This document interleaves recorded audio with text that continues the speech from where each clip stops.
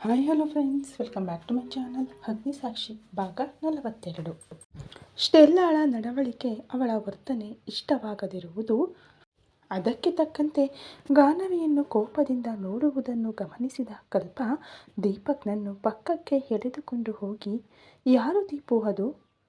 ಯಾರ ಮನೆಗಾದರೂ ಬರುವಾಗ ಸ್ವಲ್ಪ ಪದ್ಧತಿಯಾಗಿರುವ ಡ್ರೆಸ್ ಹಾಕಿಕೊಂಡು ಬರಬೇಕು ಅಂತ ಕೂಡ ಗೊತ್ತಿಲ್ವಾ ಅದಕ್ಕೆ? ಆದರೂ ಅತ್ತಿಗೆಯ ಕಡೆಗೆ ಹಾಗೆ ನುಂಗುವಂತೆ ನೋಡುತ್ತಿದ್ದಾಳಲ್ಲ, ಯಾಕೆ? ಅವಳಿಗೆ ಅತ್ತಿಗೆಯ ಜೊತೆ ಏನು ಪ್ರಾಬ್ಲಮ್ ಅಂತಾಳೆ ಕಲ್ಪ. ನಾನು ನಿನಗೆ ಹೇಳಿದ್ದೆ ತಾನೇ ಈ ಹುಡುಗಿಯ ಬಗ್ಗೆ ಅಂದಾಗ, ಏನು ನನಗೆ ಹೇಳಿದ್ದೀಯಾ, ಯಾವಾಗ ಅಂತ ಕೇಳಿದಾಗ, ಅದೇನೇ ನಿಮ್ಮ ಅಣ್ಣನ ಹಿಂದೆ ಒಬ್ಬ ಹುಡುಗಿ ಬಿದ್ದಿದ್ದಾಳೆ ಅಂತ ಹೇಳಿದ್ದೆ ಅಲ್ವಾ, ಆ ಹುಡುಗಿಯೇ ಈ ಹುಡುಗಿ ಅಂತ ಅಂದಾಗ, ಓಹೋ, ಹಾಗಾದರೆ ಆ ಸುಂದರಾಂಗಿ ಇವಳೇನಾ ನಮ್ಮ ಅತ್ತಿಗೆಯ ಕಡೆಗೆ ಅದಕ್ಕೆ ಅಷ್ಟು ಕೋಪದಿಂದ ನೋಡುತ್ತಿದ್ದಾಳಾ ಅಂತಾಳೆ. ಹೌದು, ನೋಡಿದ್ಯಲ್ಲ, ಆ ಹುಡುಗಿಗೆ ಎಷ್ಟು ಪೊಗರು ಇದೆಯೋ, ಹೇಗಾದರೂ ಮಾಡಿ ಹಾದಿ ಅಟೆನ್ಷನ್ಗಾಗಿ ಎಷ್ಟು ಟ್ರೈ ಮಾಡುತ್ತಿದ್ದಾಳೆ ನೋಡು ಅಂದಾಗ, ಹೌದು, ಸಿಕ್ಕಾಪಟ್ಟೆ ಕಷ್ಟಪಡ್ತಾ ಇದ್ದಾಳೆ. ಆದರೂ ಅಣ್ಣನ ವಿಚಾರ ಇವಳಿಗೆ ಗೊತ್ತಿಲ್ಲ ಅನ್ನಿಸುತ್ತೆ. ಇವಳಂಥವರು ಬಹಳ ಜನನೇ ಅಣ್ಣನ ಹಿಂದೆ ಬಿದ್ದಿದ್ದಾರೆ, ಆದರೆ ಅಣ್ಣನ ಮನಸ್ಸು ಎಂದು ಚಲಿಸಲಿಲ್ಲ, ಇಂಥವಳನ್ನು ಹತ್ತಿರಕ್ಕೂ ಬಿಟ್ಟುಕೊಳ್ಳುವುದಿಲ್ಲ ಅಂದಾಗ, ಆ ವಿಚಾರ ಅದಕ್ಕೆ ಗೊತ್ತಿಲ್ಲ ತಾನೇ, ಅದಕ್ಕೆ ತಾನು ಸುಂದರಿ ಅಂತ ಫೀಲ್ ಆಗಿ ತನ್ನ ಅಂದಕ್ಕೆ ಯಾರಾದರೂ ಬೀಳಲೇಬೇಕು ಅಂತ ಪಟ್ಟು ಹಿಡಿದು ಆದಿಯನ್ನು ಅಟ್ರಾಕ್ಟ್ ಮಾಡಲು ನೋಡುತ್ತಿದ್ದಾಳೆ ಅಂದ. ಓಹೋ, ಅದ ಸಂಗತಿ. ಆದರೂ ಈ ಪೊಗರಿನ ಹುಡುಗಿಗೆ ನಮ್ಮ ಅಣ್ಣ ನಮ್ಮ ಅತ್ತಿಗೆಯ ಪ್ಲೇಸ್ಗೆ ಬರಬೇಕು ಅಂತ ನೋಡ್ತಾ ಇದ್ದಾಳಾ?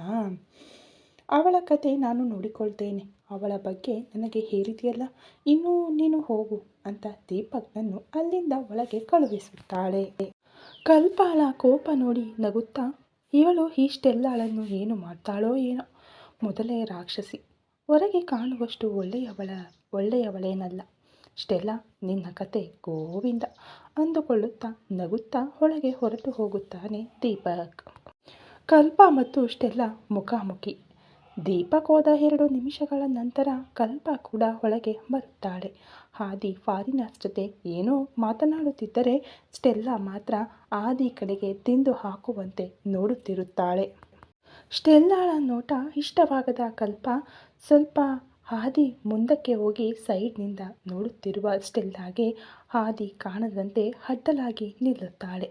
ತನ್ನ ನೋಟಕ್ಕೆ ಡಿಸ್ಟರ್ಬೆನ್ಸ್ ಆಗಿದ್ದರಿಂದ, ನನಗೆ ಅಡ್ಡಲಾಗಿ ಬಂದವರು ಯಾರು ಅಂತ ತಲೆ ಮೇಲಕ್ಕೆತ್ತಿ ನೋಡಿದಾಗ ಅಲ್ಲಿ ಕಲ್ಪ ಕಾಣಿಸುತ್ತಾಳೆ. ಕಲ್ಪಾಳ ಅಂದ ನೋಡಿ, ಪರವಾಗಿಲ್ಲ, ಈ ಹುಡುಗಿ ಕೂಡ ಚೆನ್ನಾಗಿದ್ದಾಳೆ, ಅಷ್ಟಕ್ಕೂ ಈ ಹುಡುಗಿ ಯಾರೋ ಅಂತ ಯೋಚಿಸುತ್ತಿದ್ದಾಗ, ಆಗಲೇ ಕೃಷ್ಣ ಅವರು ಕಲ್ಪಾಳನ್ನು ಪರಿಚಯಿಸುತ್ತಾ, ಇವಳು ನನ್ನ ಮಗಳು ಅಂತ ಹೇಳಿದ್ದರಿಂದ, ಹೋ, ಅಂದರೆ ಈ ಹುಡುಗಿ ಆದಿ ತಂಗಿನಾ? ಈ ಹುಡುಗಿಯನ್ನು ಏನಾದರೂ ಲೈನ್ನಲ್ಲಿ ಇಟ್ಟುಕೊಂಡರೆ ಆದಿಯನ್ನು ಟ್ರೈ ಮಾಡಲು ಏನಾದರೂ ಉಪಯೋಗವಾಗುತ್ತದೋ ಏನೋ ಅಂತ ಯೋಚಿಸುತ್ತಾಳೆ. ಅದಕ್ಕೆ ಕಲ್ಪ ಕಡೆಗೆ ನೋಡಿ ತನ್ನ 32 ಹಲ್ಲುಗಳನ್ನು ಕಿರಿಯುತ್ತಾಳೆ ಸ್ಟೆಲ್ಲಾ. ಸ್ಟೆಲ್ಲಾಳ ನಗುವನ್ನು ನೋಡಿದ ಕಲ್ಪ, ಇದೇನು ನನ್ನನ್ನು ನೋಡಿ ನಗುತ್ತಿದ್ದಾಳೆ, ಒಂದು ವೇಳೆ ನನ್ನನ್ನು ಬುಟ್ಟಿಗೆ ಹಾಕಿಕೊಳ್ಳಬೇಕು ಅಂದುಕೊಳ್ಳುತ್ತಿದ್ದಾಳ, ಮಾಡ್ತೀನಿ ಇವಳ ಕೆಲಸ ಅಂತ ಅಂದುಕೊಂಡು ತಾನು ಕೂಡ ಸಣ್ಣ ಸ್ಮೈಲ್ ಕೊಡುತ್ತಾಳೆ.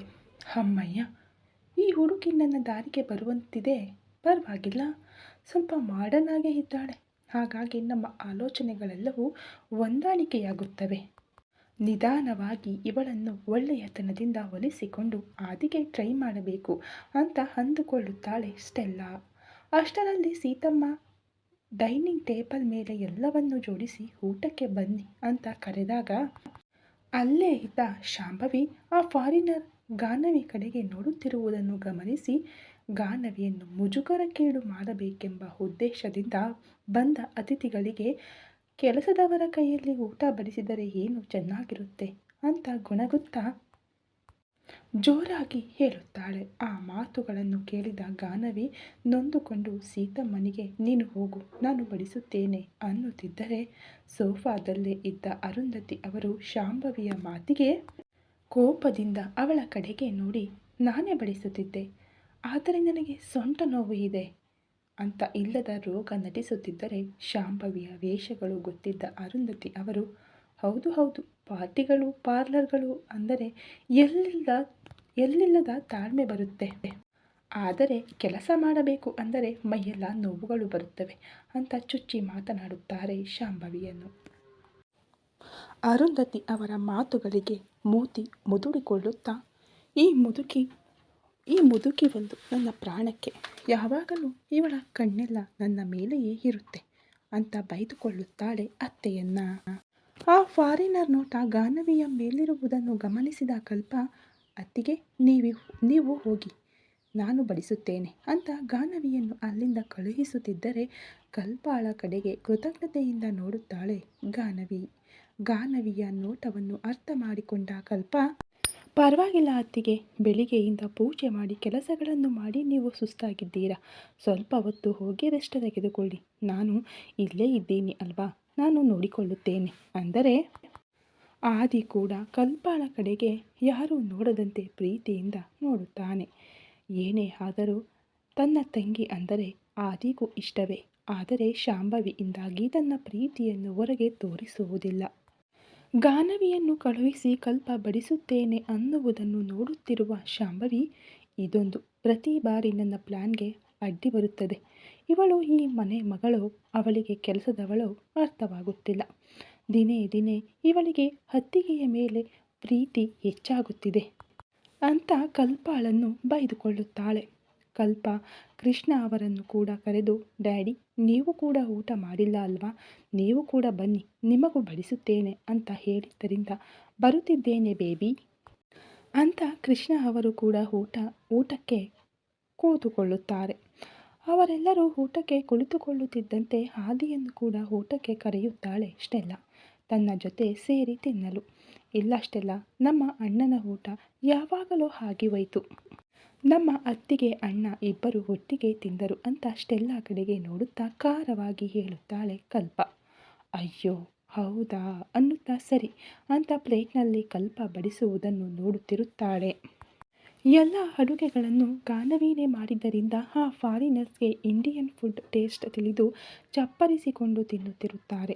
ಅವರಿಬ್ಬರು ಹಾಗೆ ತಿನ್ನುತ್ತಿದ್ದರೆ, ಏನು ನಿಜವಾಗಲೂ ಅಡುಗೆಗಳು ಅಷ್ಟು ಚೆನ್ನಾಗಿದೆಯಾ, ಇವರು ಹಾಗೆ ತಿನ್ನುತ್ತಿದ್ದಾರೆ ಅಂತ ಬಾಯಲ್ಲಿ ಇಟ್ಟುಕೊಂಡಷ್ಟೆಲ್ಲಾಗೆ ನಿಜವಾಗಲೂ ಅವು ಅಮೃತದಂತೆ ಅನಿಸಿದರೆ ಅಡುಗೆಗಳು ಮಾತ್ರ ತುಂಬ ಚೆನ್ನಾಗಿವೆ ಅಂತ ಅಂದುಕೊಳ್ಳುತ್ತಾ ತಿನ್ನುತ್ತಾಳೆ. ತಿನ್ನುತ್ತಿರುವಷ್ಟು ಹೊತ್ತು ಕೂಡ ಅಲ್ಲೇ ಇದ್ದ ಆದಿ ಕಡೆಯಿಂದ ದೃಷ್ಟಿ ತಿರುಗಿಸದಿರುವುದರಿಂದ ಕೋಪ ಬಂದ ಕಲ್ಪ, ಸಾಂಬಾರ್ ಹಾಕಲ ಅಂದ ಕೂಡಲೇ ಆದಿ ಕಡೆಗೆ ನೋಡುತ್ತಾ ಯಾವುದೋ ಆಲೋಚನೆಯಲ್ಲಿದ್ದ ಸ್ಟೆಲ್ಲಾ ಹಾಂ ಅಂದ ಕೂಡಲೇ ಬಿಸಿ ಬಿಸಿ ಸಾಂಬಾರ್ ತೆಗೆದುಕೊಂಡು ಹೋಗಿ ಅವಳ ಕೈ ಮೇಲೆ ಸುರಿಯುತ್ತಾಳೆ. ಒಮ್ಮೆಗೆ ಕೈ ಸುಟ್ಟಿದ್ದರಿಂದ ನೋವು ತಿಳಿದು ಇಹಲೋಕಕ್ಕೆ ಬರುತ್ತಾ ಎದುರಿಗಿದ್ದ ಕಲ್ಪ ಕಡೆಗೆ ಕೋಪದಿಂದ ನೋಡುತ್ತಿದ್ದರೆ, ಅಯ್ಯೋ ನಾನು ನೋಡಿಕೊಳ್ಳಲಿಲ್ಲ ರೀ, ಸಾಂಬಾರ್ ಸುರಿಯುತ್ತಿದ್ದರೆ ಮಧ್ಯದಲ್ಲಿ ನೀವು ಕೈ ಅಡ್ಡ ಇಟ್ಟಿರಿ, ನಿಮ್ಮ ಗಮನ ಊಟದ ಮೇಲಿಗಿಂತ ಬೇರೆ ಕಡೆ ಇದ್ದಂತಿದೆ, ಇಲ್ಲದಿದ್ದರೆ ಸಾಂಬಾರ್ ಸುರಿಯುವಾಗ ಅಡ್ಡಲಾಗಿ ಕೈ ಇಡುವುದಿಲ್ಲ ಅಲ್ವಾ, ನಿಮ್ಮ ನೋಟ ಎಲ್ಲೋ ಇದ್ದಿದ್ದರಿಂದ ನಿಮ್ಮ ಕೈ ಸುಟ್ಟಿತು, ಹುಷಾರು, ಇನ್ನೊಮ್ಮೆ ಹಾಗೆ ಪರಧ್ಯಾನದಲ್ಲಿದ್ದರೆ ಮೈಯೆಲ್ಲ ಸುಡುತ್ತೆ ಅಂತ ಲೈಟಾಗಿ ವಾರ್ನಿಂಗ್ ಕೊಡುತ್ತಾಳೆ ಕಲ್ಪ.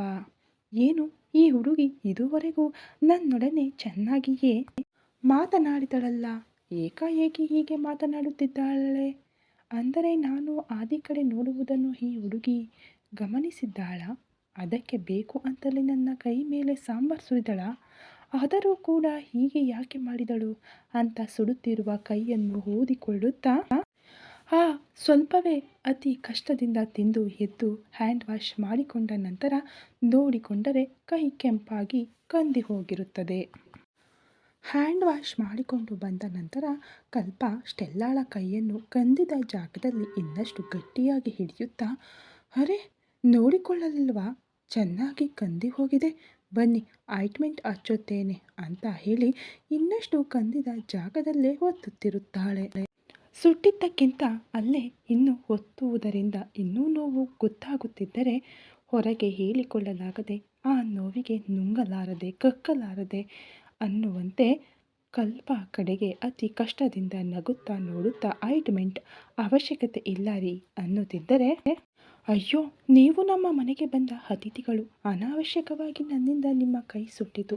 ನಿಮ್ಮನ್ನು ಹಾಗೆ ಹೀಗೆ ಗಾಳಿಗೆ ಬಿಡುತ್ತೇನೆ. ಹಾಗೆ ಬಿಟ್ಟರೆ ದಾರ ತುಂಡಾದ ಗಾಳಿಪಟದಂತೆ ನೀವು ಯಾವುದೋ ಒಂದು ಮರದ ಮೇಲೆ ವಾಲುತ್ತೀರಿ. ಆ ಮರಕ್ಕೆ ಎಷ್ಟು ಮುಳ್ಳುಗಳಿರುತ್ತವೆಯೋ ಕೂಡ ನಿಮಗೆ ಗೊತ್ತಿಲ್ಲ. ಅವು ಚುಚ್ಚಿಕೊಂಡರೆ ನಿಮ್ಮ ಜೀವನ ಯಾವ ಕಡೆಗೆ ಹೋಗುತ್ತದೋ ಊಹಿಸಲು ಕೂಡ ಊಹಿಸಲಾರಿರಿ ನೀವು ಅಂತ ದ್ವಂದ್ವಾರ್ಥವಾಗಿ ಅನ್ನುತ್ತಿದ್ದರೆ, ಕಲ್ಪ ಹೇಳುವುದು ಒಂದು ಅಕ್ಷರವೂ ಅರ್ಥವಾಗದೆ ಹುಚ್ಚು ದೃಷ್ಟಿಯಿಂದ ನೋಡುತ್ತಾಳೆ ಸ್ಟೆಲ್ಲಾ. ಏನು ಕಲ್ಪ, ನೀನು ಹೇಳುವುದು ನನಗೆ ಒಂದು ಅಕ್ಷರವೂ ಅರ್ಥವಾಗಲಿಲ್ಲ ಅಂತ ಕೇಳಿದರೆ, ಅಯ್ಯೋ, ಇವು ಜೀವನ ಸತ್ಯಗಳು ರೀ. ಸಣ್ಣವರಿದ್ದಾಗ ಕಲಿತ ಪದ್ಯಗಳೊಳಗಿನ ನೀತಿ. ಕಣ್ಣು ಹೋದ ಪ್ರತಿಯೊಂದು ಕಡೆಗೂ ಮನಸ್ಸು ಹೋಗಬಾರದು. ಮನಸ್ಸು ಹೋದ ಪ್ರತಿಯೊಂದು ಕಡೆಗೂ ನಾವು ಹೋಗಬಾರದು. ಇದೇ ಆ ನೀತಿ.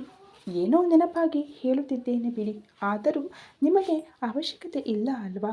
ನೀವು ಎಲ್ಲವೂ ತಿಳಿದವರು ಅಂತ ದ್ವಂದ್ವಾರ್ಥ ಬರುವ ಹಾಗೆ ಅನ್ನುತ್ತಿದ್ದರೆ, ಈ ಹುಡುಗಿ ನನ್ನನ್ನು ಬೈಯುತ್ತಿದ್ದಾಳೋ ಹೊಗಳುತ್ತಿದ್ದಾಳೋ ಕೂಡ ಅರ್ಥವಾಗುತ್ತಿಲ್ಲ ಅನ್ನುವಂತೆ ಒದ್ದಾಡುತ್ತಾಳೆ ಸ್ಟೆಲ್ಲಾ. ಆಯಿಂಟ್ಮೆಂಟ್ ಹಚ್ಚುವ ನೆಪದಲ್ಲಿ ಮತ್ತೆ ಇನ್ನೊಮ್ಮೆ ಒತ್ತುತ್ತಾಳೆ ಆ ಚರ್ಮವನ್ನು. ಸ್ಟೆಲ್ಲಾ ಎಷ್ಟು ತಡೆದುಕೊಳ್ಳೋಣ ಅಂದುಕೊಂಡರೂ ಆ ನೋವಿಗೆ ತಡೆದುಕೊಳ್ಳಲಾಗದೆ ಅವಳ ಕಣ್ಣುಗಳಿಂದ ಕಣ್ಣೀರು ಬರುತ್ತಿರುತ್ತದೆ. ಈ ಕತೆ ಇನ್ನೂ ಇದೆ ಫ್ರೆಂಡ್ಸ್. ಸ್ಟೋರಿ ಇಷ್ಟ ಆದರೆ ಸಬ್ಸ್ಕ್ರೈಬ್ ಮಾಡಿ, ಕಾಮೆಂಟ್ಸ್ ಕೊಡಿ. Thank you so much.